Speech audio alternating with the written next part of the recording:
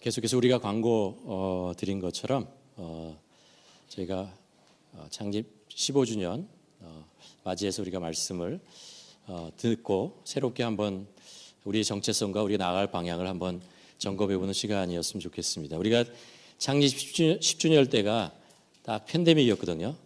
그래서 아무것도 하지 않았는데 15주년 때는 또 이렇게 자유롭게 같이 모일 수 있고 말씀을 듣게 돼서 굉장히 감사합니다. 조은성 선교사님 이제 저희들에게 말씀을 전해주실 텐데 선교적 교회, 선교적 공동체라는 그런 주제로 말씀을 전해주십니다. 제가 그 신학교 다닐 때 교수님이 이런 말씀을 하신 게 기억납니다.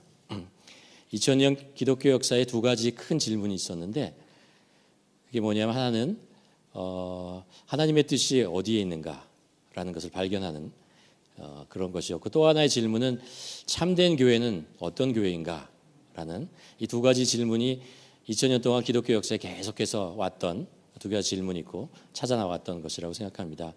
우리가 이 시대에 한번 질문해 볼 것이 과연 하나님이 원하시는 교회는 어떤 교회인가라는 것을 우리가 깊이 한번 말씀을 통해서 묵상해 보고 우리가 살고 있는 이 시대에 어떤 신앙생활을 해야 하는가, 그리스도인의 삶은 어때야 되는가라는 것을 우리가 고민하고 묵상하는 것이 우리에게 꼭 있었으면 좋겠습니다. 오늘 제가 믿기로 우리 조은상 선교사님께서 그 주제에 대해서 정말 잘 설명해 주시고 우리들에게 도전이 되는 시간이 되리라고 믿습니다. 여러분 이렇게 마음 문을 열고 말씀 앞에 나아갔으면 좋겠습니다. 오늘 첫날 우리 함께 볼 말씀이 어디냐면요, 갈라디아서 1장 6절에서 10절까지 말씀입니다. 이제 선교사님이 어떤 삶을 살아왔는지는 이제 나오셔서 직접 설명해 주실 것 같고, 우리가 갈라디아서 1장 6절에서 10절 말씀 저와 함께 한 절씩 교독하도록 하겠습니다. 그리스도의 은혜로 너희를 부르신 이를 이같이 속히 떠나 다른 복음을 따르는 것을 내가 이상하게 여기노라.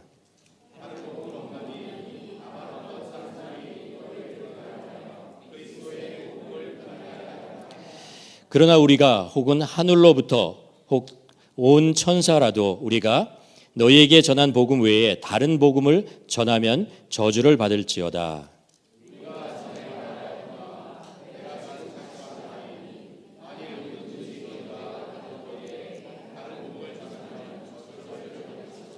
10절입니다. 함께 읽도록 하겠습니다.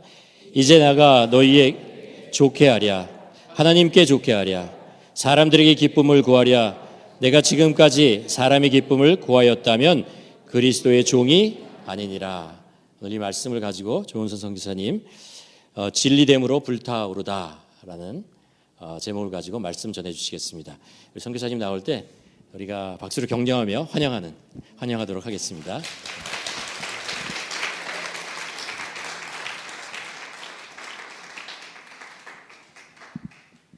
네, 저도 좀 편한 복장으로 말씀을 나누도록 하겠습니다. 혹시 9년 전에 저를 뵀던 분들 한번 손을 들어주실래요? 그래도 많은 변동이 있다 그러는데 꽤 계시네요. 예, 9년 전 딱 2주간이었어요. 신기하죠? 여름으로 딱 들어가려고 하는, 봄에서 여름 바뀌는 주간이었는데, 저와 제 아내가 25년 해외에 살고 한국에 들어가서 살 거라고는 그때 생각 못했어요. 한 번도. 그냥 계속 해외에 있을 거다 생각했는데 그때 이제 한국으로 가게 됐어요. 그래서 가는 그 일주일 동안 마음을 준비하는 기간을 캘거리에서 했었어요. 그래서 자연을 보면서 좀 치유도 받고, 그 다음에 말씀 전하면서 그 말씀이 저희에게 전해지는 말씀이었거든요. 그리고 한국에 나갔던 이유였던 인터서브라고 하는 제가 속한 선교단체가 있어요. 영국에서 시작한 단체고 캐나다도 제법 큽니다. 네. 그 단체 한국 대표로 들어가서 8년을 일했어요. 작년까지 일하고 1년 동안 일종의 안식연을 가졌죠. 그러면서 여러 가지 일들을 하고 이제 저희가 그때까지는 끝나고 나서는 또 해외로 나가지 않을까 했는데 한국 교회를 섬기는 일에 다시 들어가기로 하고 마음을 결정하는 딱 다음 주부터 일 시작입니다. 신기하죠? 9년 만에 같은 주간에. 그래서 이곳에 와서 캘거리의 아름다운 자연 가운데 마음도 회복이 되고 제 아내와 함께 마음도 회복되고 또 오늘 말씀을 이렇게 준비하고 전하면서 사실은 제 자신한테도 전하는 말씀이기도 해요. 성령께서 어떤 말씀을 여러분들에게도 하고 저에게도 해주실지 기대하면서 얘기를 좀 나눠볼까 합니다. 다음 페이지 넘겨주실래요? 네. 파워포인트를 넘겨주시면 좋습니다. 다음 페이지 넘겨주세요. 제 배경은 저는 원래 그 대학교 때 예수를 믿고 선교사가 되고 싶었어요. 그런데 이제 그 선교사가 되는 방법 중에 하나가 박사학위를 하면 좀 쓸 곳이 많다 그런 얘기를 들었어요. 그래서 공부를 더 하게 됐고 그래서 박사학위를 마치고 이제 2000년에 연변과학기대에 들어가서 일을 했습니다. 일을 하고 또 그 기간 중간에 한 7년 반 동안에 평양에 대학을 짓는 일에 투입이 됐었어요. 그래서 그 일을 했고 그 다음에 평양에 들어가려고 할 때에 하나님의 인도하심이 있어서 비즈니스 애즈 미션 쪽 일을 하게 되면서 토론토로 돌아왔었어요. 저도 이제 여러분과 같이 캐나다 교포예요. 캐나다 국적자고요. 그런데 이제 토론토로 돌아오게 됐고 그리고 이제 그 일이 한참 북미에서 비즈니스 미션들이 막 일어날 때 하나님의 인도하심으로 인터서브 대표로 들어가게 됐어요. 그래서 여러분이 보다시피 이게 그 각자 직종마다 좀 좋은 기준이라는 게 있잖아요. 그렇죠? 이런 예를 들어서 뭐 사업을 하면은 기본적으로 사업가들이 기대하는 저 사람은 잘된 사업가야 라고 말하는 건 보통 그 돈을 많이 버는 사람을 말하잖아요. 그렇죠? 하나님이 보시는 건 꼭 그렇진 않아요. 하지만 어쨌든 그 일반적인 기대감이 있는 거잖아요. 마찬가지로 우리 직종에도 똑같이 성직입니다. 사업을 하든 뭐 선교사든 하나님이 똑같이 보는 귀하게 여기는 귀한 일인데 우리 직종에도 기대하는 게 있죠. 우리 직종에서 기대하는 것은 한 곳에서 오랫동안 그 장이 읽듯이 있는 선교사예요. 저도 그런 선교사가 되고 싶었습니다. 근데 어떤 이유에서 그런지 몰라도 거의 뭐 매 10년마다 하나님께서 이렇게 바꾸셨던 것 같아요. 그래서 저희도 좀 당황스럽기도 하고 근데 매번 그렇게 순종해서 왔다라고 저희는 생각을 하고요. 아마 대학교 때 내가 그 선교사로 헌신할 때 하나님께 그렇게 기도한 적이 있었거든요. 하나님 저는 뭐 음식도 그렇고요. 뭐든지 딱히 좋거나 뭐 하고 싶은 게 없습니다. 그러니까 하나님이 보시기에 누군가 해야 되는데 안 하는 사람이 있으면 거기 하겠습니다. 이렇게 제가 서원한 적이 있었거든요. 근데 그 기도를 들으신 것 같아요. 그래가지고 뭐든지 좀 남들이 안 하고 좀 새롭고 그런 일들로 하나님이 이끌어 오신 것 같아요. 근데 그러면서 좀 한 가지 장점은 이것저것 볼 수 있는 강점이라고나 할까? 근데 그런 강점들이 쌓인 것 같아요. 자, 오늘 제가 말씀의 진행을 어떻게 할까 하는데 좀 더우시죠? 중간에 좀 쉬기도 하고 그러면서 할까 하는데 제가 한 40분 말씀 전하고 10분 쉬고 그 다음에 40분 더 하면 너무 긴가요? 어떻게들 생각하세요?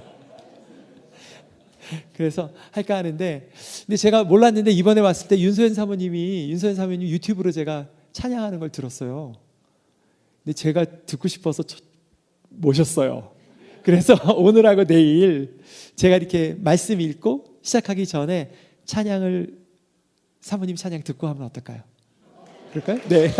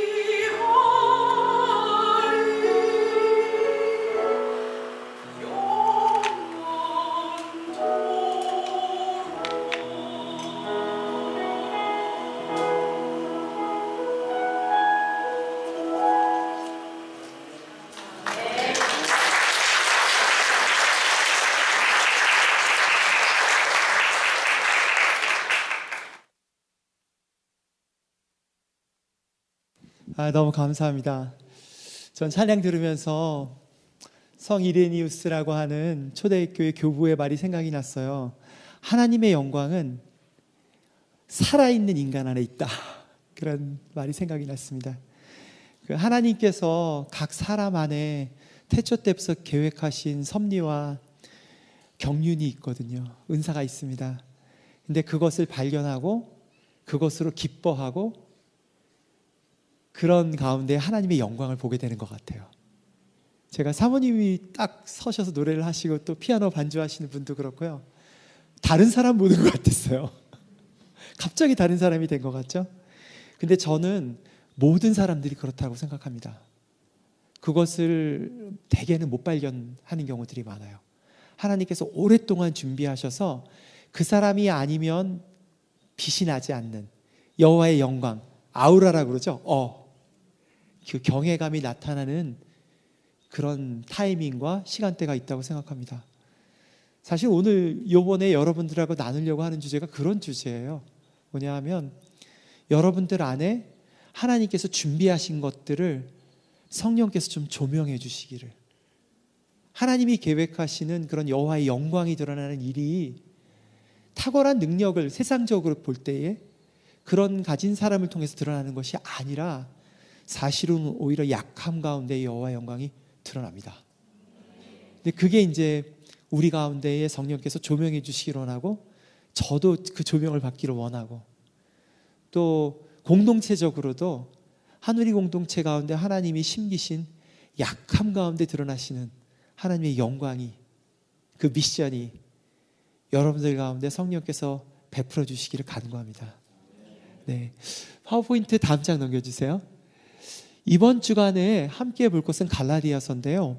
물론 여러분들 가운데 이 4번 다 참석하실 분도 있고 아마 일부만 오실 분도 있으실 거예요. 다 괜찮은데 갈라디아서가 6장까지밖에 안 돼요. 그러니까 시간 되시면 한번 1장부터 6장까지 이번 기회에 좀 읽어보시면 어떨까 권합니다. 갈라디아서는 특별히 바울이 자기의 사역을 시작했던 초반기의 경험으로 쓰여진 글이에요. 그리고 처음 쓰여진 서신서 중에 하나입니다. 그래서 뭐라 그럴까? 거칠어요. 오늘도 여러분 성경을 읽다가 저주받을지어가 이렇게 많이 나온 짧은, 이게 그 영어로 하면 you will be damned예요. damn it, 그게 계속 나오는 거예요 지금. 이게 진짜 이거 God damn it, 이게 계속 나오고 있는 거예요. 이게 진짜. 근데 이게 뭐라 그럴까? 그 대신 감정이 이렇게 전달이 돼요. 이분이 뭐 때문에 이렇게 화가 났고 뭐 때문에 이렇게 하려고 하는가. 그리고 뭐라 그럴까? 저는 나이가 들면 성숙해질 거라고 생각했던 때가 있었거든요. 나이가 들면 성숙해지겠지라고 생각했는데 이제 내년이 되면 제가 60이 되거든요. 근데 혹시 제가 틀릴 수도 있습니다. 근데 제가 깨달은 거는 성숙해지는 게 아니라 달라지는 것 같아요. 그래서 어떤 점은 좋아지지만 어떤 점은 잃어버리는 것 같아요. 용기라든가 두려움 없다든가 낙천주의라든가 이런 것들은 또 젊었을 때 가질 수 있는 강점인 것 같아요. 그래서 바울의 이때 모습도 너무너무 귀하고요. 후반부 한 10년쯤 뒤에 쓴 골로새서나 빌립보서 같은 것도 굉장히 귀합니다. 둘 다 뭐라 그럴까? 그 하나님 나라의 풍성함을 다르게 조명해 주는 것 같아요. 4가지 키워드로 전할까 하는데요. 하나는 진정성. 오늘 밤은 진정성에 대한 얘기를 좀 나누려고 그래요. 바울의 진정성, 또 우리의 진정성.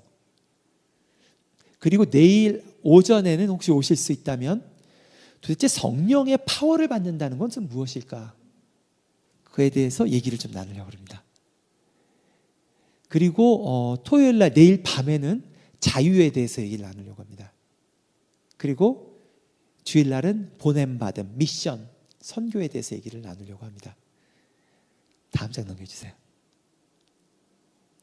오늘은 갈라디아서 1장 진정성으로 불타오르다. 제가 왜 이렇게 제목을 재밌게 잡았냐면요, 오늘 본문 제가 다시 한번 볼게요. 넘겨주세요.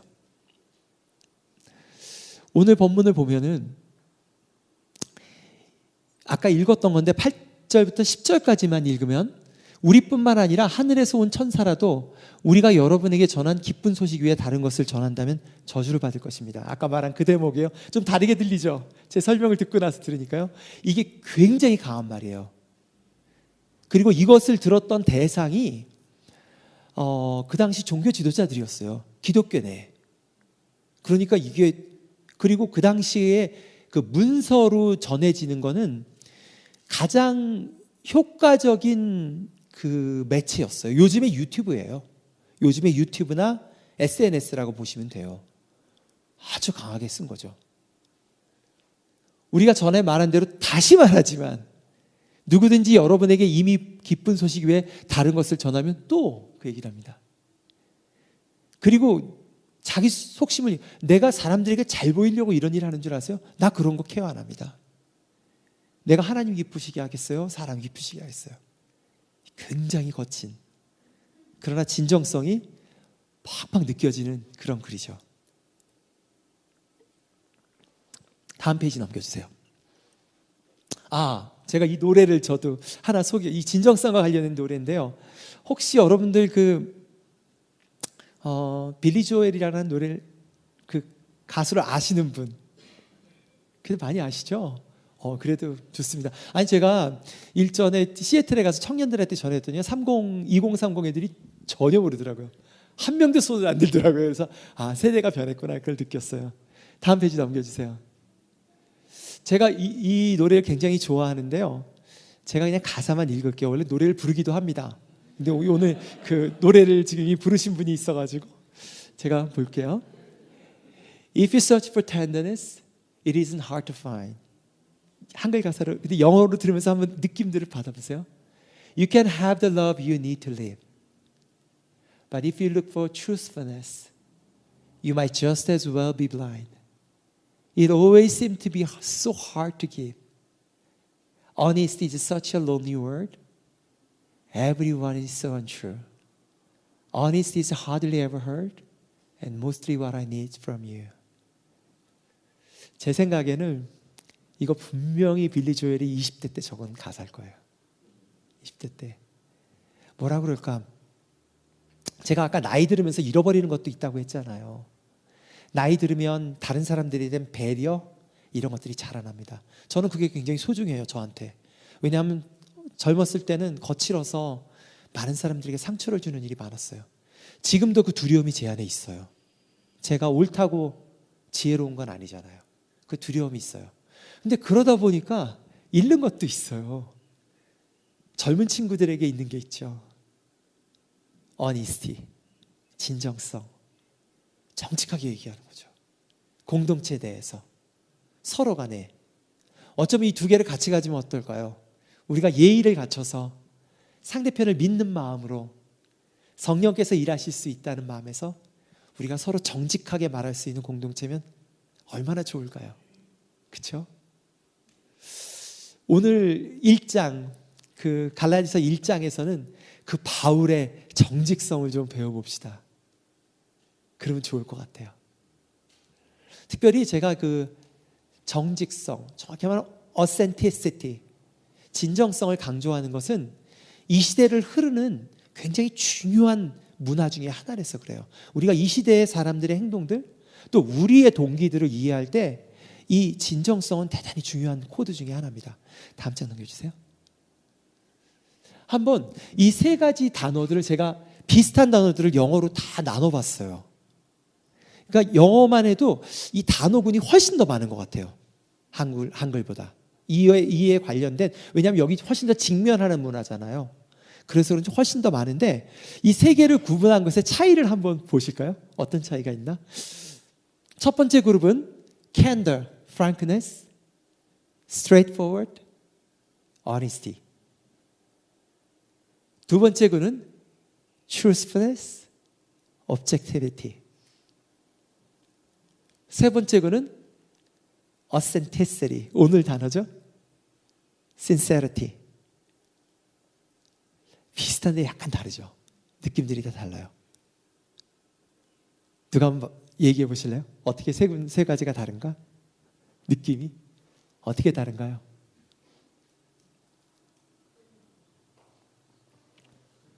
어떻게 다른가요? 용기 있게 얘기해 보세요. 어느 제가 이 말씀 전하면 맞추시더라고요. 딱 맞추시더라고요. 제가 깜짝깜짝 놀랐었어요. 누가 용기를 내셔. 틀려도 괜찮습니다. 세 가지가 어떻게 느낌이 달라요?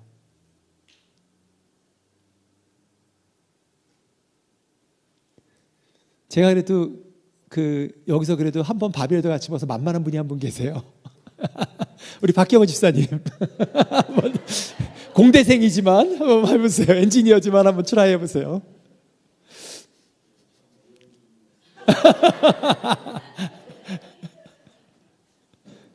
느낌이 어떠세요? 세 가지가 어떻게 느낌이 다르신가요?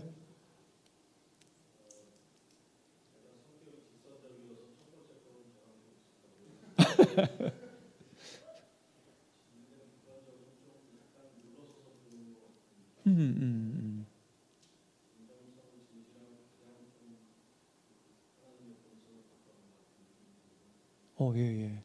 그 느낌이 오시죠? 엔지니어가 저 정도 설명하면 굉장히 잘한 겁니다. 맞아요. 제가 받는 느낌이랑 비슷해요. 첫 번째 거는 뭐라 그럴까? 정직하지만 내중심적인 거죠. 상대편의 감정이랑 상관이 없어요. 그렇죠? 얘기하는 거예요. 받을래면 받아라. 얘기하는 거죠.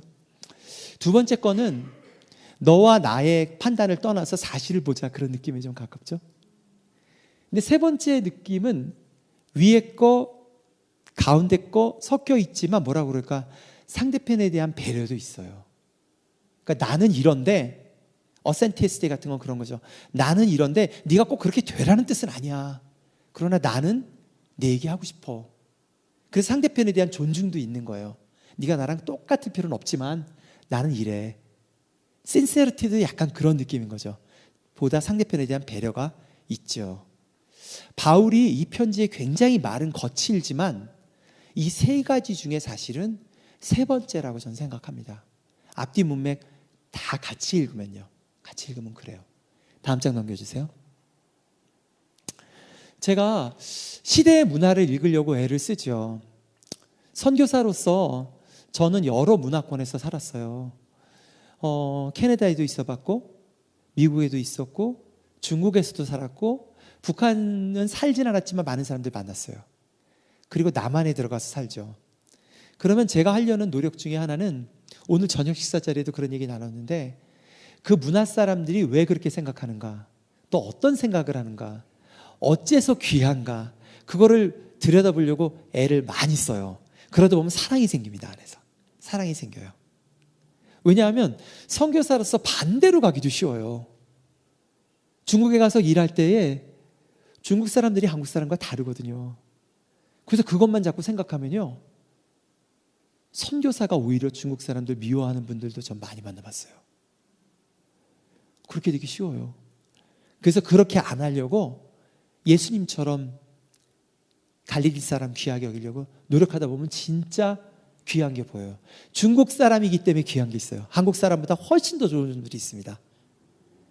근데 마찬가지로 제가 한국에 들어갔을 때에, 저 한국에 20대 때 떠났거든요.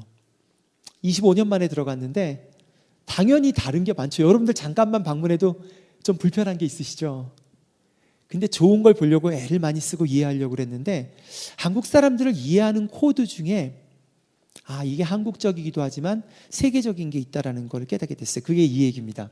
하나는 제가 작년에 대표를 그만두고 나서 어떤 장로님을 만났어요.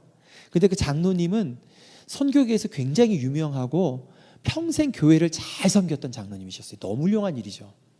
근데 그분이 우리에게 밥을 사주셨어요. 축하한다고. 근데 식사를 하시면서 그런 말씀을 하시는 거예요. 뭐라고 말씀을 하시냐면 조성 교사님, 저 요즘 색소폰 배우기 시작했습니다. 그런 거에서 좋습니다. 너무 잘하셨습니다.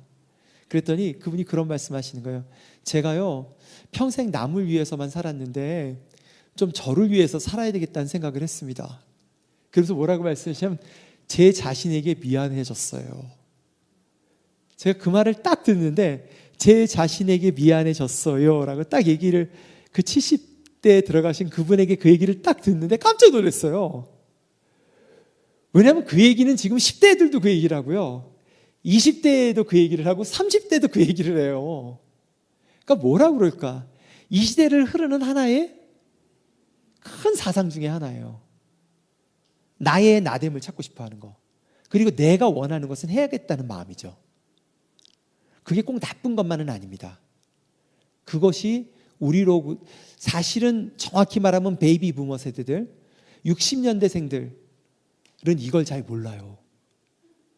대개는 큰 대의를 위해서 자기를 희생하거나 가족을 위해서 자기를 희생하는 일에 익숙하지 자기가 뭘 좋아하고 자기가 뭘 휴식하는지 동시에 우리 가족이 뭘 원하고 우리 배우자가 뭘 원하는지 모르는 경우가 참 많습니다. 근데 어쨌든 이건 시대에 굉장히 중요한 정신이죠. 또 하나는 한국 가서 많이 경험한 건데 가스라이팅이라는 말을 많이 쓰더라고요. 저 깜짝 처음엔 전 무슨 소리인지 이게 몰랐어요. 근데 여러분 아세요?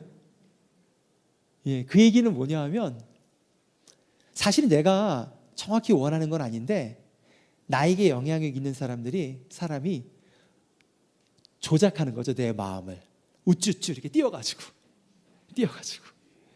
그거 당하기 싫다는 거예요. 이것도 역시 뭐랑 연결돼 있어요? 어센티스티, 진정성이랑. 이거는 근데 놀랍게도 한국 문화에만 그런 게 아니라 거의 글로벌 컬처인 것 같아요. 세계 모든 사람들이 내가 누구고 내가 원하는 게 뭐고 내가 놓쳤던 게 뭔가를 다 알고 싶어 하고 그것이 진정성이라고 생각을 하는 거죠. 근데 과연 그럴까요? 다음 페이지 한번 넘겨주세요. 뉴진스의 음악을 들으시는 분이 있으십니까? 이 교회 지금 모이신 분들의 제가 세대를 알겠습니다. 딱 반대네요. 제가 어제 갔던 교회랑. 네, 뉴진스라고 그 BTS는 지금 이제 좀 군대 가셔가지고 지나가셨고 뉴진스가 떴다가 최근에 또 약화되고 이제 다른 데로 넘어가는데요. 전 개인적으로 음악이 굉장히 재밌어서 가끔 들어요. 듣는데 뉴진스를 이 그룹을 형성해서 세계적으로 히트를 친 사람은 그 BTS를 만든 그 방시혁 씨예요. 그러면 이 BTS나 뉴진스가 인기를 끄는 이유 중에 뭘까라고 하면 인터뷰 기사에 이런 기사들이 나와요. 눌러주세요. BTS 리더가 한 말이에요. PD님이 그러셨는데 너희들의 얘기를 진정성이죠. 그 음악으로 만들어봐 그랬대요. 다음 페이지. 방탄소년단에게 주문한 건 단 한 가지였어요. 너희들의 얘기를 들려줘라. 방시혁이 얘기를 했다는 거예요. 굉장히 진정성 있는 느낌이죠. 방시혁 씨가. 그러나 정말 그 진정성 있는 걸까요? 다음 페이지 넘겨주세요. 이런 질문 그 다음 넘겨주세요. 좀 빠르게 갈게요. 넘겨주세요. 그러다가 뉴진스를 대상으로 분쟁이 일어납니다. 방시혁 씨가 갖고 있는 기업은 하이브라고 하는 기업인데 거기에서 프로젝트 팀을 뉴진스를 키우는 PD가 있었어요. 그 사람이 민희진이라는 사람이에요. 그런데 둘 사이에 갈등이 일어납니다. 그리고 둘이 분쟁을 일으키면서 하이브의 주가가 많이 떨어졌죠. 서로 다퉜어요. 그러면서 서로 이 아이들을 위해서 한대요. 그게 사실일까요? 사실은 정확히 말하면 이 둘 사이의 분쟁은 누구의 진정성이냐 하면은 이 젊은 애들을 사용해서 돈을 벌려고 하는 사람들의 진정성입니다. 정확히 말하면.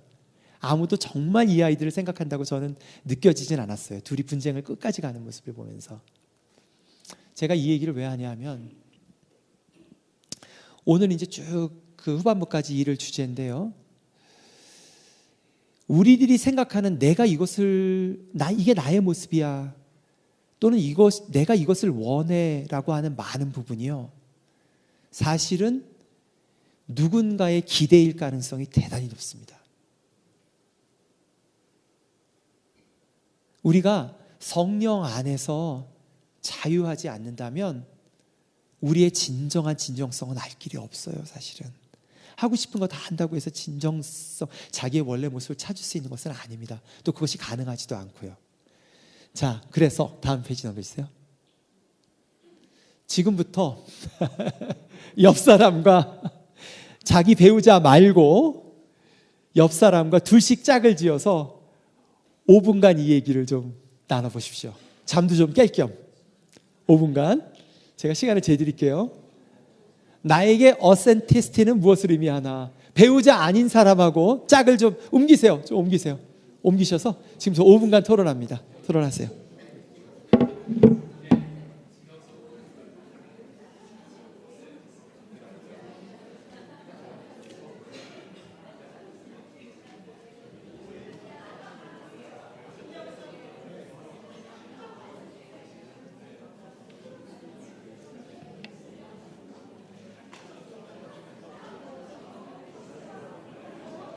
우리 이쪽에 한 자매님이 계신데 누가 좀 옮겨주세요. 아니면 셋이라도 괜찮아요. 함께 앞줄에 조인해서 얘기를 나누고 셋이라도 괜찮으니까 셋 이상은 하지 마시고 얘기 좀 나눠주세요.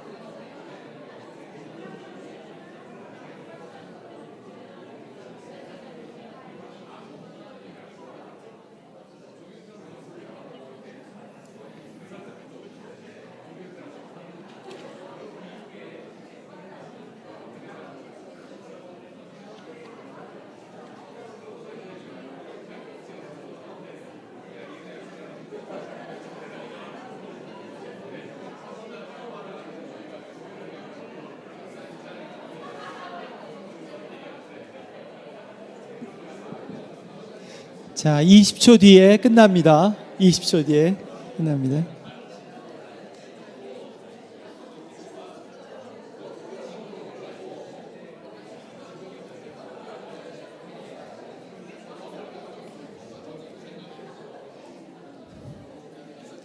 자, 여기까지 할까요? 다시 강의할까요? 제가 보니까 활발하게 얘기하시는 분도 있고 어떤 분들은 좀 얘기 나누기가 선뜻 쉽지 않으신 분들도 있고 그런 것 같아요.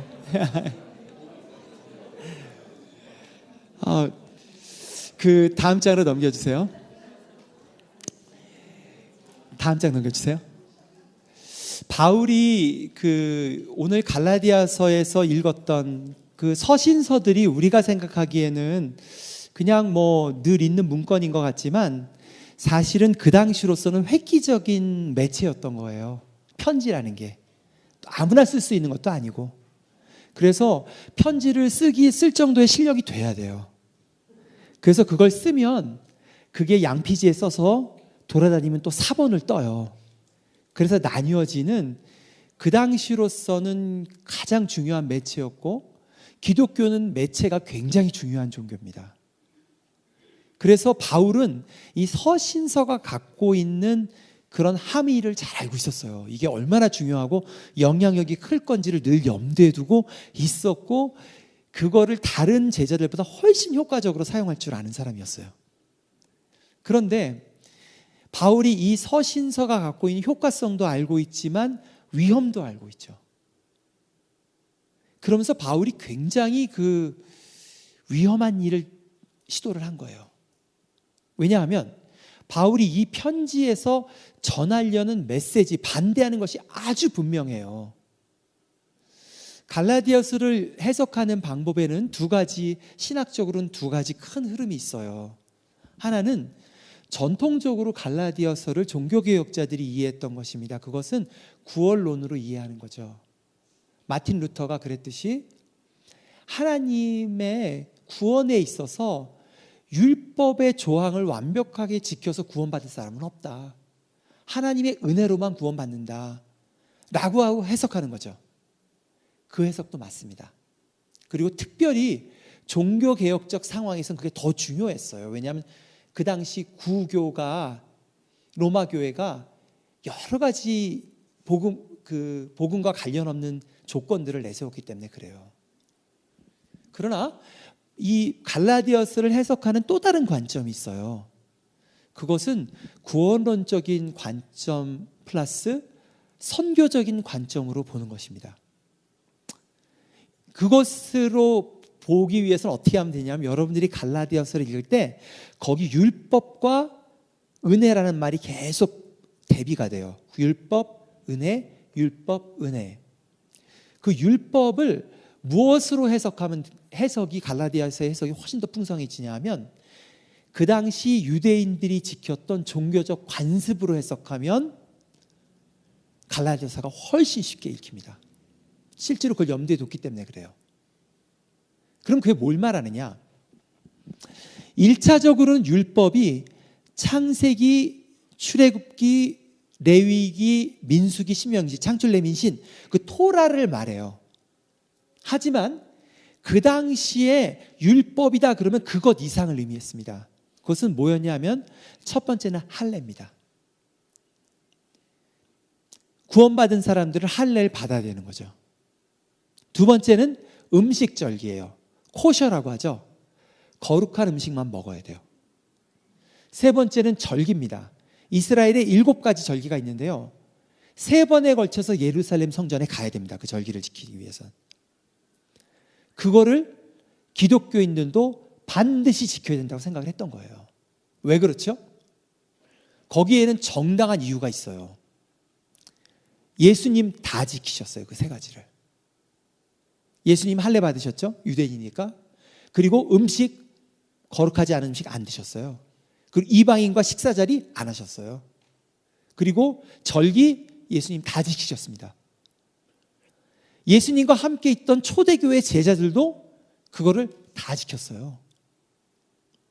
그런데 지금 생각지 않은 상황이 발생한 거죠. 사도행전을 읽어보니까 초대교회 크리스찬들, 유대인들이죠. 처음에 그 유대인들은 예수님을 믿었지만 이거를 다 지켜야 된다고 생각하는 게 그들의 관습이었던 거예요. 그걸 통째로 율법이라고 부릅니다. 그걸 통째로. 이것을 선교적 관점으로 보는 것입니다. 그러니까 당연히 유대인들은 이방인들도 예수님 믿으면 지켜야지라고 생각을 했던 거예요. 그리고 그것 때문에 바울이 골머리를 앓아요. 왜? 바울은 다른 관점으로 봤거든요. 왜 다른 관점으로 봤냐 하면 바울 자체가 디아스포라로 양쪽 문화에 다 있었던 사람이에요. 교포라고요. 그래서 이방 사람들이 도저히 이거를 할 수 없는 관습이라는 것을 바울은 잘 알고 있었어요. 할례. 그 당시 그리스 문화에서는 남자들이 목욕 문화가 발달됐거든요. 할례를 받으면 바로 눈에 띈다고요. 그럼 그건 아웃캐스트가 돼요. 지금 무슬림 그 사람들 가운데 예수 믿으면 쫓겨나듯이 가족 가운데 쫓겨나 버립니다. 음식. 여러분들 음식 김치 안 먹고 사실 수 있어요? 그 쉽지 않습니다. 선교사들도 여전히 이슬람권에서 일하는 선교사들도 정기적으로 돼지고기 먹어줘야 삽니다. 정말 어려운 얘기예요. 그리고 그 당시 교통이 안 발달됐는데 어떻게 예루살렘까지 갑니까? 그 무리한 요구를 어떻게 어깨에 더 얹어놓겠어요? 근데 바울에겐 더 충격적인 일이 있죠. 뭐였냐 하면은 현장을 경험한 거예요. 첫 번째 갈라디아 지역은 소아시아 지역이고 바울이 태어났던 곳입니다. 그 지역이. 갔는데 그곳에서 말씀을 전하는데 성령님이 임하면서 이방인들이 방언이 터지기 시작하는 거예요. 이 사도행전을 읽어보면 하나님께서 물론 지금은 예수님을 믿는다고 해서 모든 사람들이 즉시해서 방언을 말하진 않아요. 저는 여러분들이 방언하기를 원합니다. 그러나 방언이 꼭 예수 믿고 안 믿고의 사인은 아니에요. 그러나 초대교회에는 이방인들이 예수 믿을 때 방언이 터지게 하신 거예요. 그러니까 눈으로 볼 수 있는 증거가 있는 거예요. 바울이 그걸 본 거예요. 안디옥 교회 사람들이 본 거예요. 뭐냐 하면 와, 유대인들처럼 이거 다 안 지켜도 성령님이 임하시네. 예수님 믿고 변화되네. 라는 것을 본 거죠. 현장을 본 거예요. 현장에서 사람들의 기대와 관계없이 성령의 능력과 복음의 능력을 보니까 그것으로 바울이 다시 복음의 눈을 열게 된 거죠. 훨씬 그의 복음은 단순해집니다. 예수님 한 분만 믿으면 돼 라는 것으로 딱 규정이 잡히는 거예요. 그리고 바울이 그 확신에 차서 얘기를 한 거죠. 근데 바울이 이 얘기하긴 대단히 어려운 거예요. 왜 어렵냐 하면 바울은 물론 예수님과 동시대 인물이에요. 그리고 예수님 살아계셨을 때 예루살렘의 랍비로 있었을 겁니다. 그래서 멀리서 예수님을 봤을 수도 있어요. 멀리서 봤을 수도 있었는데 그러나 예수님을 따랐던 갈릴리 파 사람은 아니거든요. 정통이 아니라고요. 그게 서신서를 읽으면 계속해서 공격받았던 내용들이 나옵니다. 넌 정통이 아니야. 넌 예수님하고 살았던 사람도 아니잖아. 넌 사도가 아니야. 그 얘기를 계속 들을 수밖에 없는 상황인 거예요. 바울이 지금. 그런데다 바울은 다른 사도들보다 나이도 어려요. 직계도 아니에요. 그리고 한때는 핍박했던 사람이에요. 거기다 교포예요. 그러니까 이런 얘기를 하는 것이 바울에게는 안 좋을 수 있었죠. 안 좋을 수 있었어요. 근데 그래서 바울이 그 얘기하는 거예요. 내가 사람 두려워하겠냐? 마음대로 해라. 나 하나님 앞에서 이게 옳다고 생각해. 라고 담대히 얘기한 거죠. 바울에겐 대단히 어려운 일이었을 겁니다. 그러나 하나님께서 바울을 쓰심으로 이 사건은, 이 편지는 너무너무 중요한 편지가 된 거예요. 왜 그러냐 하면 바울이 그렇게 진정성 있게 얘기하는 것이 사실은 사도행전 15장에 보면 그것을 베드로가 봤습니다. 그래서 이방인에게는 더 이상 할례를 요구하지 않기로, 음식과 절기를 요구하지 않기로 공식 문건을 만들어요. 그러면서 사실 기독교가 사실상 탄생한 거예요. 기독교가 유대인 안에 있었던 민족 종교가 아니라 보편적인 종교가 될 수 있었던 겁니다. 오해하지 마세요. 제가 종교가 진화한다는 뜻을 말하는 것이 그 얘기를 하는 것이 아닙니다. 하나님의 섭리 가운데 하나님께서 유대 민족 가운데만 이 종교를 두게 하신 시기가 있었어요. 그러나 하나님의 마음은 언제가 되면 하나님의 가장 적당한 때에 이것을 모든 민족에게 알리기를 원한 거죠. 그런데 이게 지금 장애가 되는 거예요. 이스라엘 안에만 있게 했던 것 때문에 있는 그 복음의 풍성함이 있어요.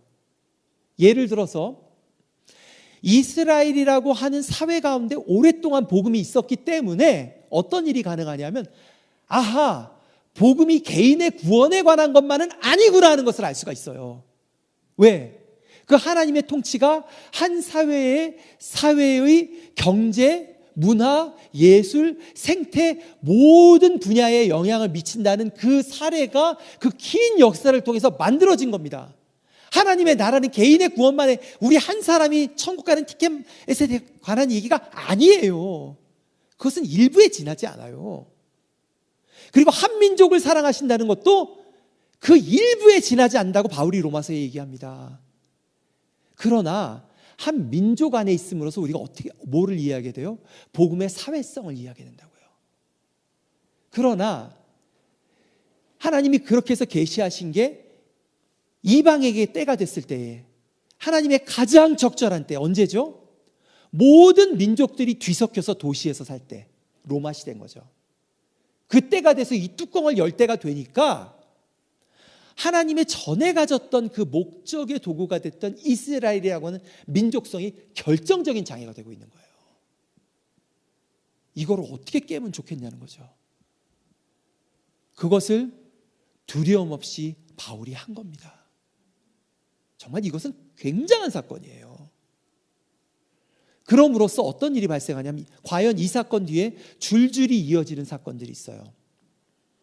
과거의 유대교는, 기독교도 마찬가지입니다. 유대교, 기독교가 같이 섞여 있었고요. 초반부에는 그 사람들이 의지했던 종교적 제도는 두 가지가 있었어요. 하나는 성전입니다. 성전에서 모였어요.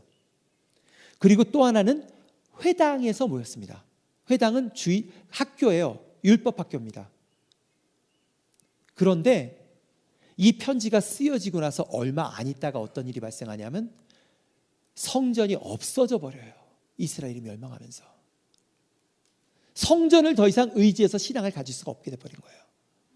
두 번째, 어떤 일이 발생해요? 회당 리더였던 바리새인들이 모여서 회의를 해서 결의를 해요. 기독교인들이 못 나오게 회당을 차단해 버립니다. 법으로 정해서. 그리고 나니까 기독교가 더 이상 성전을 의지할 수도 없고, 그리고 회당을 의지할 수도 없게 된 거예요. 그럼 뭐만 남죠? 하나님의 은혜, 예수 그리스도로 인한 하나님의 은혜를 의지하는 가정에서 모이는 소수의 공동체만 딱 남게 된 거예요. 만약에 바울이 이것을 하지 않았다면 어떻게 됐을까요? 하지 않았더라도 하나님이 하셨을 겁니다. 그러나 하나님께서 여러 사람을 준비시켰는데 바울이 영광스럽게도 그 하나님의 음성에 기꺼이 순종한 거죠. 기꺼이 순종한 겁니다. 다음 페이지 넘겨주세요.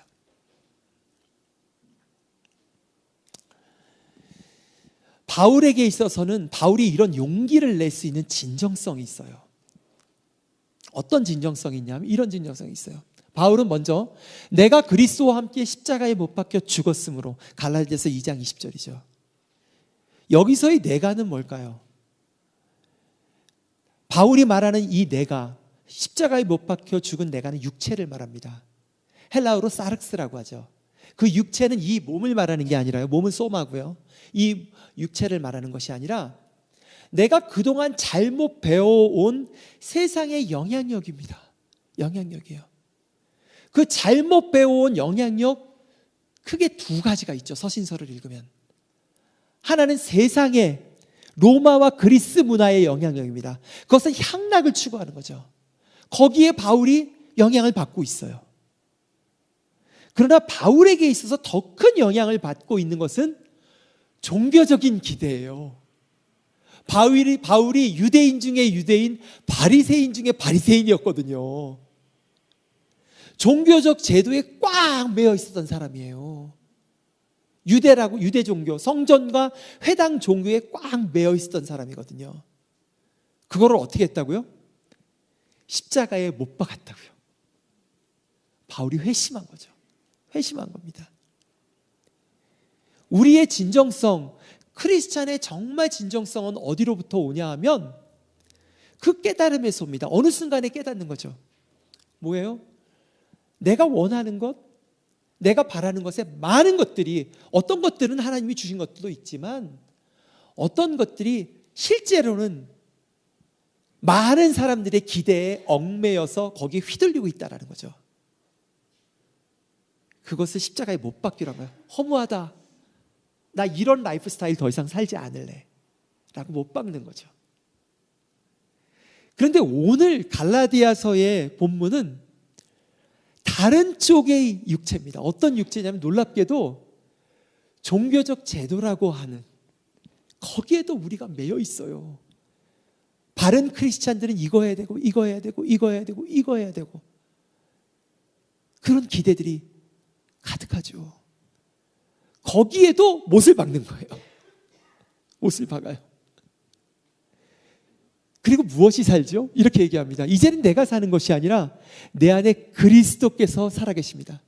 지금 나는 나를 사랑하시고 나를 위해서 죽으신 하나님의 아들을 믿는 믿음으로 사는 것입니다. 무엇이냐 하면 예수 그리스도를 따라 살기로 결심한 겁니다. 예수 그리스도를 따라서 어떻게 하죠? 우리에게 맡겨진 사람들, 약하고 어려운 사람들과 함께 지내기로 한 겁니다. 나에게 맡겨진 사람들, 바울에게는 분명했어요. 자기에게 맡겨진 사람이 누구죠? 이방인들이었어요. 그 도시, 여러 민족들이 사는 도시들, 그 사람들을 위해서 나는 내가 원하는 거 다 충족하지 않아도 돼.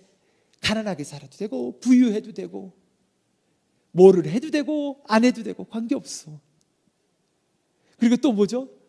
종교적 제도도 우리 한국 사람들이 모이는 편한 대로 있지 않을래. 우리 유대인들이 원하는 대로 있지 않을래. 그들에게 얼마주기 맞춰주기 위해서 우리 거를 간단하게 만들 생각이 있어 라고 하는 그 진정성으로 불타오르고 있어요. 불타오르고 있어요. 그 심플함으로 불타오르고 있어요.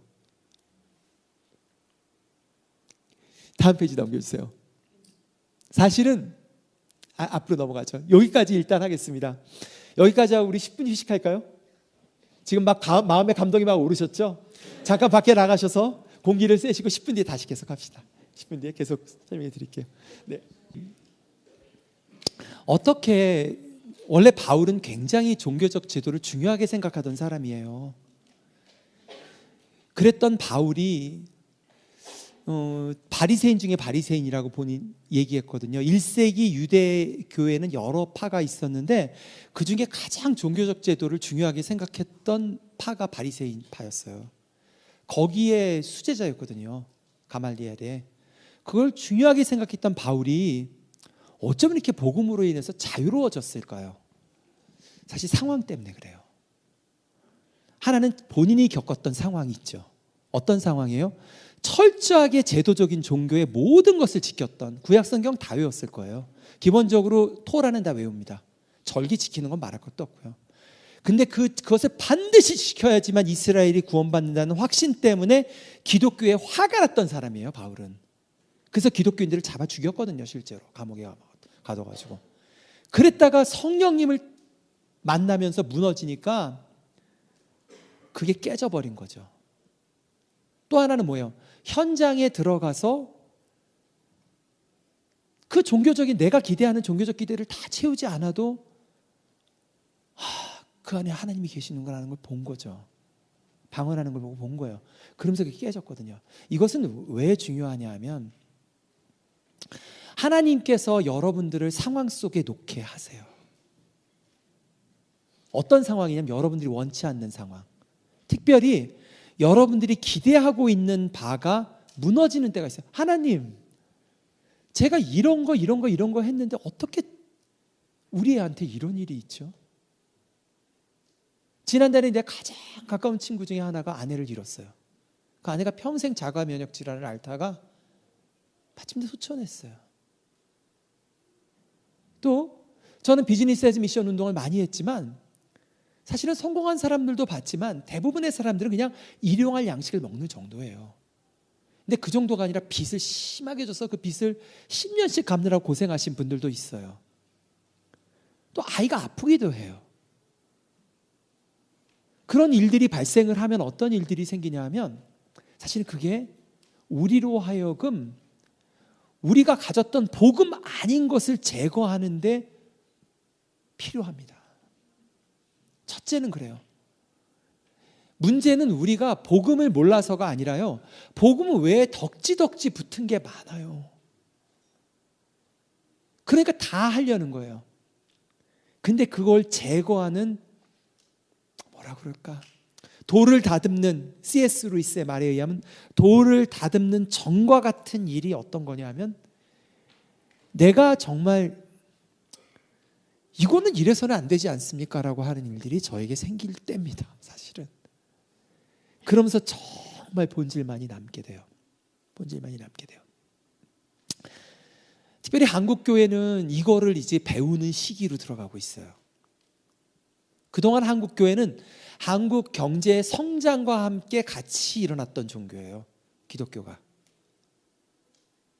처음엔 기독교가 가난한 사람들에게 들어왔죠. 그랬다가 80년대에 대학 갔던 소수의 사람들, 그 사람들이 상당수가 예수를 믿었습니다. 대학생 선교단체를 통해서. 그들이 사회적으로 많은 것들을 누리게 됐죠. 그거와 함께 교회도 커졌어요. 도시화되면서 커졌어요. 그러나 지금 완전히 다른 단계로 들어가고 있죠. 사회적으로는 경제가 더 이상 커지지 않아요. 경제는 수축됩니다. 점점. 그것은 캐나다도 마찬가지고 전 세계가 그런 현상들을 겪고 있어요. 경제가 수축이 됩니다. 쫙 수축이 돼요. 그러면 한두 사람이 잘한다고 해서, 재주가 있다고 해서 꼭 사업적으로 성공하는 게 아니거든요. 전체 흐름이 크면은 잡도 많아지고 웬만하면 다 잘 돼요. 저체가 수축하잖아요. 다 어려운 사람들 더 많아집니다. 그 가운데에 한국 교회가 약자의 복음을 배울 필요가 있어요. 약자의 복음. 뭐냐 하면 약하고 어려운 사람들이 눈에 보이는 성공 없이, 자식이 꼭 명문대학 가지 않아도 어쩌면 아플 수도 있죠. 심지어는 신앙에서 많이 떠나거나 가정이 어려워질 수도 있어요. 또 경제적으로도 근근히 먹고 살기 위해서 노동을 할 수밖에 없는 상황에 들어갈 수가 밖에 없어요. 그러면 뭐만이 남게 되죠? 그럼에도 불구하고 예수 그리스도로 인해서 자유한 사람, 여전히 복음을 증거하고 싶은 사람, 그 성령님의 능력을 경험할 필요가 있는 거죠. 바울이 지금 그걸 경험하고 있는 거예요. 그러고 나니까 어떻게 되죠? 초대교회의 그 약자들 가운데 복음이 전파되기 시작한 거예요. 사실은 그 복음의 능력이 순수하게 나타나고 있는 거죠.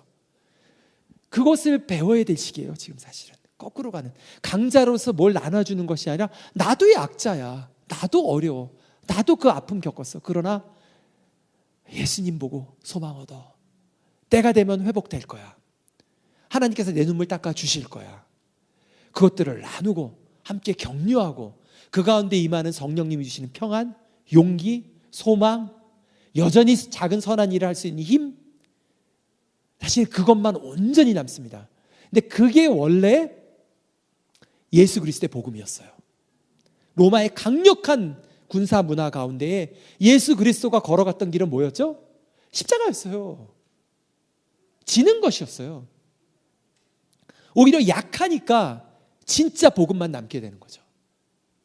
그리고 약하니까 내 안에 있는 신앙이 진짜 무엇인가를 생각하는 계기가 되는 거죠. 그럼 잘못된 것들이 사라지는 것입니다. 그리고 온전한 힘들이 나타나는 것이죠. 다음 장 넘겨줄까요? 다시 이건 넘어갈게요. 작년에 서울에서 그 세계 선교계의 리더들이 15년마다 1974년부터 15년마다 전 세계 리더들이 모이는 대회가 열렸어요. 작년 10월에 로잔 대회라는 대회가, 혹시 들어보신 분 있으세요? 로잔, 예, 들어보신 분 꽤 많으시네요. 로잔 대회가 열렸어요. 로잔 대회가 열리기 수년 전에 전 세계 선교계 리더들에게 앞으로 미래의 선교에 있어 가장 중요한 이슈가 뭐야? 라고 하는 것을 의견으로 제출하게 했어요. 저도 한 5페이지인가를 써서 보냈던 것 같아요. 영문을 써서 보냈던 것 같아요. 근데 그것을 다 취합했거든요. 그랬더니 그리고 나서 서울선언문이라는 걸 만들었는데 서울선언문에 여러 가지 약점들은 있지만 그 안에 핵심적인 메시지는 있었어요. 제자도가 중요하다. 예수님이 제자가 되는 것이 우리가 배울 필요가 있다. 선교 현장에서. 다음 페이지 넘겨주세요. 아마 이게 좀 작아서 잘 안 보일 거예요. 그냥 제가 설명해 드릴게요. 그러면서 미래 선교에 있어 가장 중요한 게 뭐야를 목차로 나열을 했어요. 순서별로. 전 세계 선교계 리더들이 나열한 겁니다. 첫 번째가 뭐냐 하면 제자 훈련이에요. 두 번째가 지도자 훈련입니다. 그런데 14번째 기록된 게 있어요. 14번째 기록된 게 미전도 종족 선교예요. 실제 선교 현장에서 일하는 선교사들에게 이게 지금 어떤 얘기를 하고 있냐면 더 많은 선교사를 내보내는 게 중요하지 않다는 게 아니에요. 그게 아니라 근데 그거보다 더 중요한 게 있다라는 거죠. 뭐냐 하면 제대로 복음을 살아내는 사람들이 필요하다. 그 얘기를 지금 하고 있는 겁니다. 이것이 여러 대륙의 리더들의 공통된 의견이었어요. 선교 현장에서 발견되는 거죠. 그러면 예수님을 따라서 제자가 되는 그 제자가 뭐를 말해? 라고 하는 걸 또 구체적으로 물어봤죠. 넘겨주세요. 지금 여기선 잘 안 보일 텐데 4개로 나눴어요. 그래, 너희가 제자 훈련이 제일 중요하다고 그랬는데 그럼 어떤 제자 훈련이 제일 중요해? 라고 물어봤는데 이거 자료는 제가 PDF로 나눠드릴게요. 첫 번째, 교회를 열심히 다니는 제자 훈련. 두 번째, 성경에 대한 이해가 깊은 제자. 세 번째, 문화와 사회 참여를 하는 제자. 네 번째, 일을 함에 있어서의 제자. 그러니까 직업에 있어서의 제자. 이 4가지로 나눠서 전 세계 각국 리더들에게 물어봤어요. 그런데 공통된 의견이 뭐냐 하면 교회를 열심히 다니는 리더나 성경을 공부하는 리더는 충분히 제자 훈련을 하고 있다라고 답을 했어요. 필요 없다는 게 아니에요. 당연히 필요합니다. 기본적인 복음을 배워야 돼요. 열심히 다해서. 그러나 그거에 비해서 압도적으로 부족한 2가지가 있는데 사회에서 어떤 역할을 하는 제자일 것인가? 아니면 내가 시장 경제 가운데 일을 함에 있어서 어떻게 예수 그리스도를 따라 사는가? 이 두 부분에 있어서는 너무나 이해가 적다. 여기에 대한 훈련이 필요하다라는 얘기를 하고 있는 거예요. 다음 페이지 넘겨주세요. 저희가 그래서 5,000명이 모였는데 둘째 날부터 분과 모임을 했어요. 분과 모임을 해서 25개의 분과를 만들었어요. 주제를 정한 거죠. 미전도 종족, 교육, 어린이 해서 25개를 나누고 그 5,000명의 리더한테 사인을 해서 선택식 모임을 갖게 한 거예요. 강의는 아니고. 근데 정말 예상하지 못한 일이 발생해 버렸어요. 25개 분과 중에 한 개 분과에만 2,400명이 사인을 한 거예요. 전 세계 리더 가운데. 장소가 모자라서 1,400명에서 잘랐어요. 그 분과가 뭐였는지 아세요? 마켓플레이스 미니스트리. 우리가 시장, 뱀을 포함해서 시장 경제 가운데 어떤 크리스찬들이 될 거야 라고 하는 것을 다 알고 싶어 하는 거죠. 어떤 얘기를 하고 있는 건가요? 사실은 이 시장 경제 가운데에 우리가 일을 함에 있어서의 예수님의 제자로 산다는 것에 잘못된 이해들이 너무나 많은 거죠.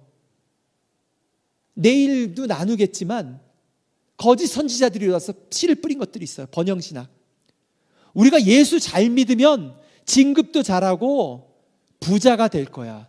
거짓 복음입니다. 거짓 복음이에요. 그것들이 아프리카 대륙 전체를 오염시켜 놓고 있어요. 사실은 한국교회도 여기에 깊은 영향을 받고 있죠. 성공신학. 사실은 여러분, 예수님이 약속하신 대로 우리가 성실히 일하면 우리와 우리 아이들에게 일용할 양식 주실 것입니다. 우리 배골케 하지 않으세요. 그러나 부자가 되고 직장에서 높은 위치에 오르는 것은 우리의 노력만으로 되는 것만은 아닙니다. 사실은 전체 경기와 연관이 돼 있고 그 흐름과 연관되는데 우리가 어떻게 할 수가 없는 것들이에요. 그리고 사업하는 사람들은 망할 각오하고 있어야 돼요. 왜냐하면 그 위험을 스스로 택한 것이거든요. 그리고 그렇기 때문에 귀한 겁니다. 사실은 그 위험을 택했기 때문에. 근데 그 가운데에 여전히 그것이 성공을 했던 아니면 내 기대에 못 미쳤던 간에 여전히 예수 그리스도로 인해서 기뻐하는 그런 알지 못하는 힘이 성령으로 인해서 나타나는 거죠. 그리고 그 내적인 힘 때문에 약자들에게 복음을 나눌 수 있게 됩니다.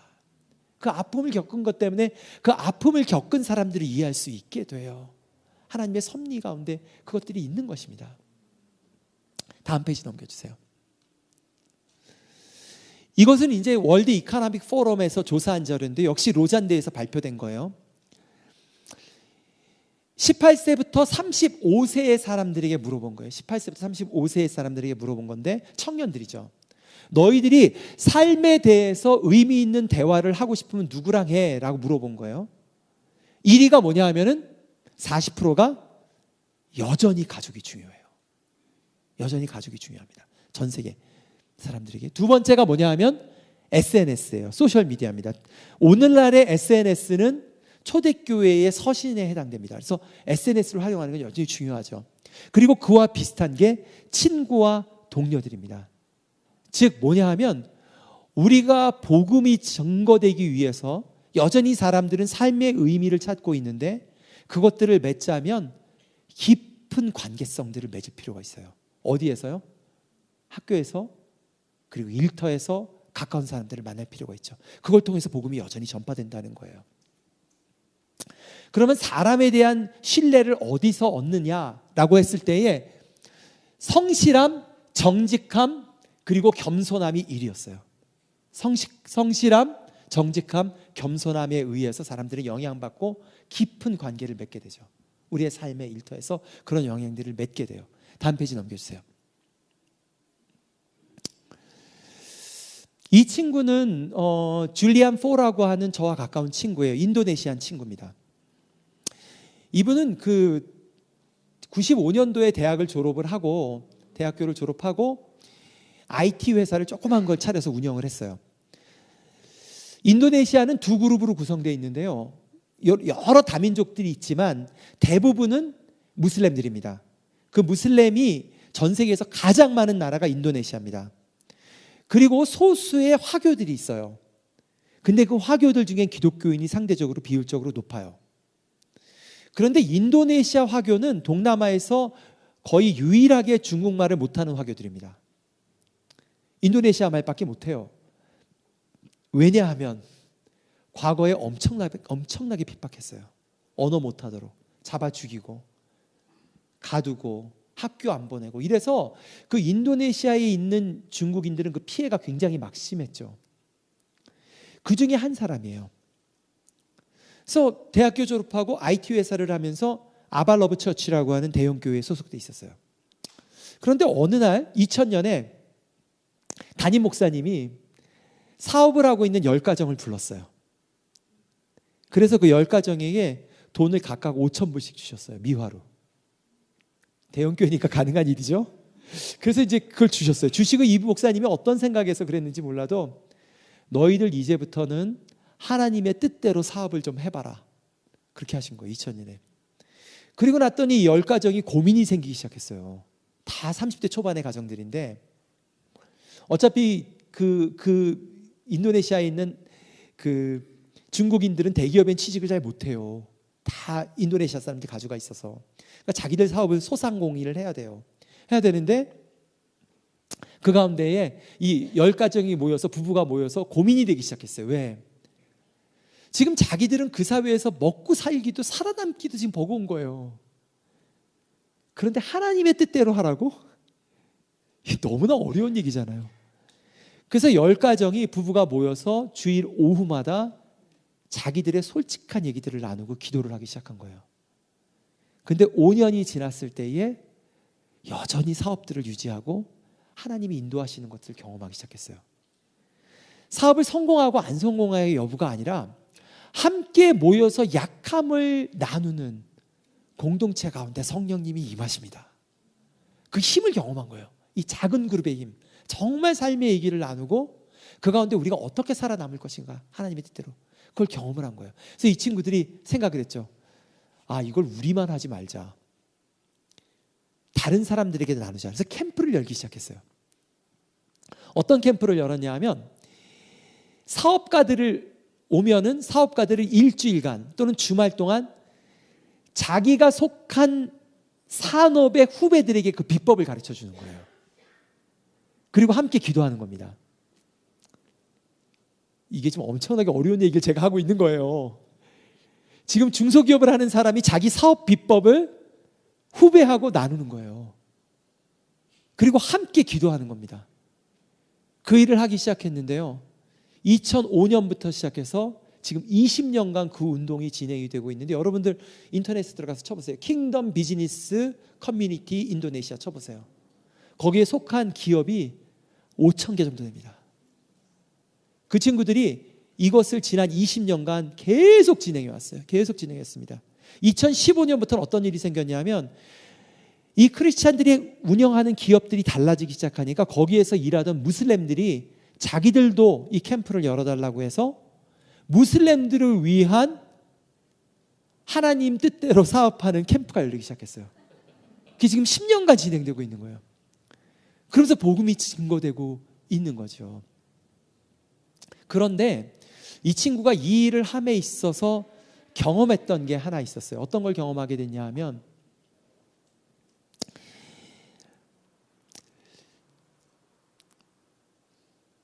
교회 일을 너무 많이 하는 사람은 이 캠프에서는 적합하지 않다는 것을 깨닫게 됐어요.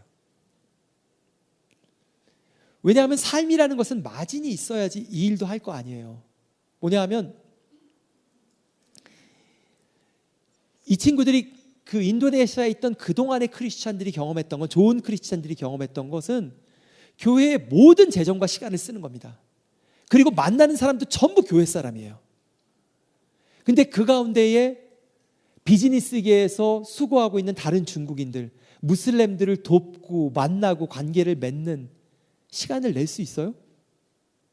없다고요.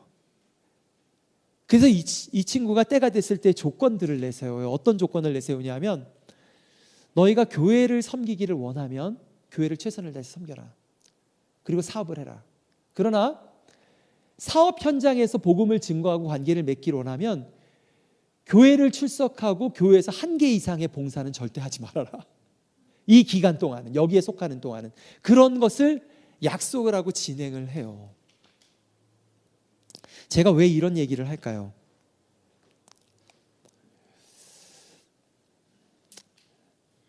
제가 지난 9년 동안 한국 교회 가운데 있었어요. 한국 교회는, 사실은 한국 교회는 70년대, 80년대부터 성장하기 시작합니다. 그러면서 교회가 점점 소셜 클럽처럼 변해간 거예요. 모여서 중요하지 않은 걸 안 한 게 아니에요. 그러나 교회 안에 끝없는 제자 훈련 프로그램들이 있습니다. 지금 제가 한우리 교회를 말하는 게 아니에요. 지금 오해하지 말고, 저는 한우리 교회 컨텍스트는 그렇지 않다라고 생각하는데, 교회의 모든 시간들을 쓸 수밖에 없어서, 그리고 모든 성도들에게 그게 기대가 되는 거예요. 예를 들어서 제가 한우리 교회의 장로나 권사들은 삶의 1순위가 그러니까 가정과 삶 외에 살아야죠. 사는 게 우선입니다. 사는 거랑 가정이죠. 그 외의 1순위가 당연히 교회가 돼야 됩니다. 왜냐하면 그걸 헌신한 사람들이에요. 권사 리더십이나 장로 리더십은 교회를 지키는 사람들이에요. 당연히 그렇게 해야 돼요. 그러나 모든 사람들이 장로나 권사가 되지는 마세요. 그렇게 모든 것을 다, 지금 한국교회가 그 지경이 된 거예요. 이 사람들이 사실은 한국교회만큼 성경을 많이 읽고 필사까지 하고 모든 것을 해요. 그런데 실제로 사회가 변해감에 있어서의 사회 가운데에 정말 필요한 약자들과 함께하는 일, 그리고 정치와 경제 문제에 있어서, 또 생태 문제에 있어서 그 목소리를 내거나 영향력을 미치는 기독교인들의 숫자는 너무나 적어요. 그래서 어떤 일이 발생하고 있냐 하면 코로나 기간이 지나면서 기독교가 사실은 가장 신뢰받지 못하는 종교가 됐습니다. 지난 5년간 계속 반복해서 나오는 것 중에 하나예요. 그 이유는 기독교는 자기들만 생각한다는 거예요. 사실은 그렇지는 않아요. 그러나 그 인상들을 주고 있죠. 또 기독교인들 중에 4분의 1이 교회를 떠났어요. 그리고 앞으로 이 현상은 더욱 가속화될 텐데 이것이 외부로부터 오는 것이 아니라 사실은 내부적으로 우리들의 다음 세대들은 삶과 연결된, 내가 살고 있는 사회와 연결된 복음들을 이해하기 원해요. 우리들의 세대는, 우리 7080, 이 60년대 세대는 교회의 성장이 나의 기쁨이었어요. 맞아요. 그것도 귀합니다. 그러나 그 교회가 무엇을 위해서 존재하죠? 복음을 증거하기 위해서 존재하죠. 그리고 세상을 변혁시키기 위해서 존재하죠. 이 복음의 이해들이 나뉘어질 필요가 있는데 그 이해가 너무나 약해서 사실은 지난 9년 동안 한국에서 일하면서 굉장히 고전을 했어요. 꼭 제가 바울 선생님 같은 분은 아니지만 이런 얘기를 하면은 진짜 공격을 많이 받았어요. 그러나 우리 가운데에 정말 그 진정성 있는 목소리로 우리 자신을 직면할 필요가 있다는 거죠. 우리들이 무엇을 위해서 사냐는 거죠. 우리가 교회를 모여서 함께 소그룹으로 모이고 얘기하고 하나님을 예배하는 것 좋아요. 그 성령의 새롭게 되심으로 인해서 우리가 무엇을 위해서 존재하죠? 이 땅 캘거리에서 복음을 증거하기 위함입니다. 그리고 이 땅에서 맡겨준 사람들이 있어요. 특별히 우리 세대가 다 못해도 우리가 이 캘거리 사회를 생각하고 그것을 돌보는 일들을 하고 약자들과 연대하는 모습들을 보여주는 것을 우리 아이들이 봅니다. 우리 아이들이 봐요. 저는 한국 교회가 그렇게 변혁됐으면 좋겠고, 그리고 우리 하늘의 교회가 그렇게 변혁됐으면 좋겠다는 마음을 갖고 있습니다. 넘겨주세요. 이건 이제 그 캠프들 모습이에요. 그 인도네시아에 있는, 또 넘겨주세요. 넘겨주세요. 앞에 거요. 이제 마무리 지으려고 그래요. 진정성 얘기를 할게요. 진정성이라는 건 뭐를 말하냐면 바울이 말하는 진정성은 이거예요. 복음과 타인을 위한 헌신으로 레디컬한 심플함을 만드는 겁니다. 삶에 있어서 레디컬한 심플함을 만드는 거예요. 문제는 복음이 없어서가 아니라 복음 옆에 이것저것 붙은 게 많은 거예요. 할례도 해야 되고 코셔도 지켜야 되고 이것도 해야 되고 저것도 해야 되고 종교적인 기대지만요, 사실은 그에 못지않게 세상적인 기대도 많아요. 남들이 하는 거 다 하면서 우리가 어떻게 기독교인으로 살 수 있겠어요? 우리가 어떻게 돈을 아낄 수가 있겠어요? 우리가 어떻게 남들과 함께 보낼 수 있는 시간을 마련할 수 있겠습니까? 거기에 우리가 소셜 클럽처럼 교회를 얻는 모습이 돼서는 곤란하지 않겠어요? 바울이 그 얘기를 하는 거죠. 심플하게 가자는 거죠. 복음 외에 다른 거 하지 말자고 지금 얘기를 하고 있는 거죠. 바울은 굉장히 강한 어로 얘기하고 있는 거죠. 제발 그러지 말자고. 우리가 그래서 성령께서 복음을 통해서 주시는 힘을 잃고 있다고. 우리 삶에 있어서 잘못된 세상적 기대들, 남들이 하고 싶은 거 다 하려고 하는 것들, 또 종교적인 기대들, 사실 한국 교회는 지금 이것이 너무나 큽니다. 이런 것들, 그런 것들 심플하게 제거하고 우리에게 맡겨진 사람들이 누구야? 하나님이 누구를 우리에게 주셨어? 나에게는 내가 아니면 돌볼 수 없고 복음을 증거할 수 없는 사람이 누구야? 우리 교회가 이 캘거리에 있는 이유는 뭐야? 라고 하는 것들을 생각하는 거죠.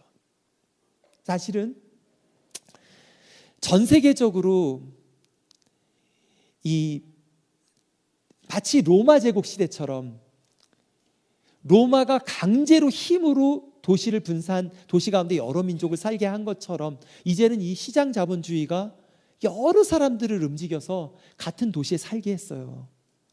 근데 그 결과로 어떤 일이 생겨요?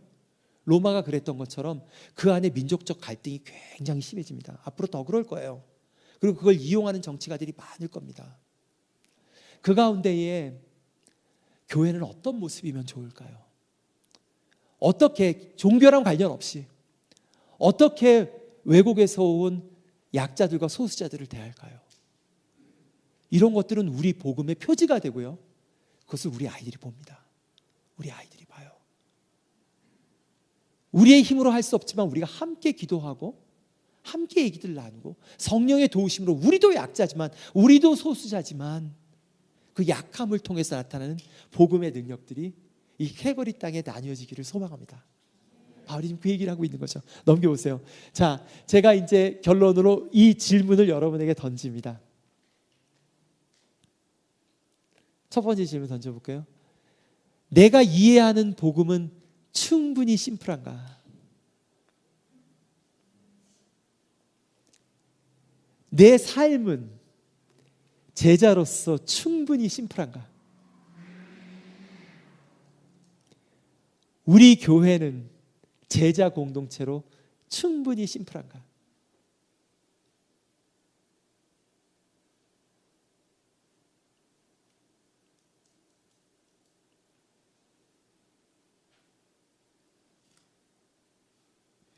다음 장 넘겨주세요. 넘겨주세요. 제가 Q&A는 내일 오전에 모이면 충분히 얘기를 나눌게요. 이제 말씀 이 한 구절 읽고 마치겠습니다. 갈라디아서 전체를 썸머리하는 것입니다. 바울의 결의를 들어보세요.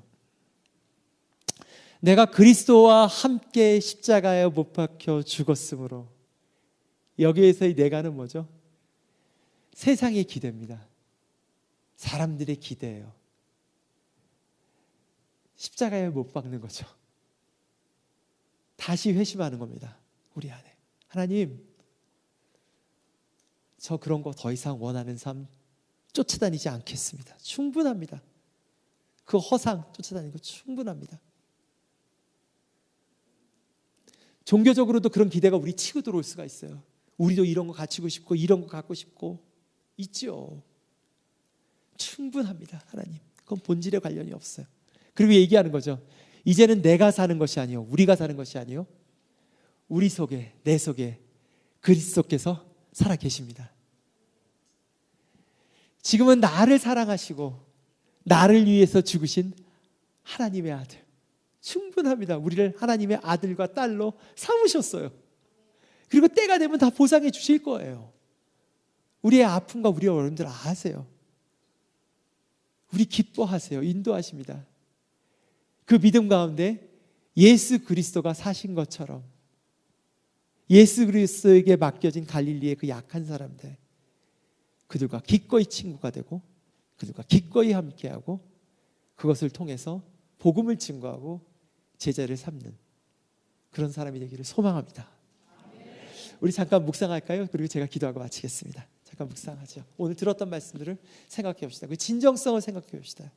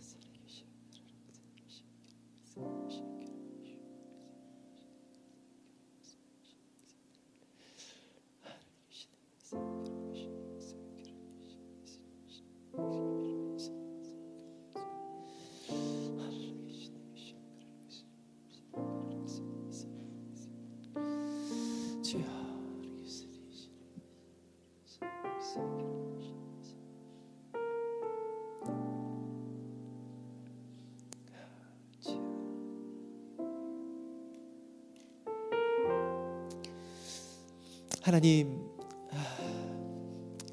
저희가 정말 세상의 허망한 것들을 따라서 기대하고 쫓아가다가 그냥 죽어버렸을 그런 인생이지만 성령님 보내셔서 그런 것들이 얼마나 허망하고 아무것도 아닌지 알게 하시고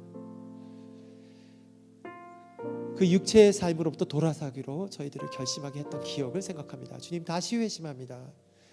주님, 예수 그리스도를 믿는 믿음, 나를 사랑하셔서 나를 위해서 죽으신 그 예수 그리스도를 믿는 믿음으로 살기를 결심합니다. 하나님, 저희를 혼자 두지 않으시고 하늘의 교회 가운데 부르셔서 한 공동체 되게 하셔서 함께 하나님을 예배케 하시고 함께 성령 안에서 격려하여 예수 그리스도를 기억하고 따르는 공동체를 주셔서 감사합니다. 하나님, 그러나 이 하늘의 교회 역시도 세상의 기대에 영향을 받을 때가 있습니다. 주께서 보호하여 주시고 정결케 하셔서 바울과 선교팀이 그 친구들이 그랬듯이 예수님과 그 제자들이 그랬듯이 하나님, 세상 가운데에 약한 이들을 돌아보고 그들에게 복음을 증거함으로써 이미 임하여서 시작하셔서 완성시킨 하나님의 나라를 증거하고 살아내는 제자 공동체 될 수 있도록 하늘의 교회를 이끌어 주시옵소서. 하나님, 우리들에게 아이들이 맡겨져 있습니다. 이 아이들은 우리들의 어깨에 서서 더 많은 것을 볼 것입니다. 하나님, 그 아이들이 우리들의 삶을 보고 있습니다.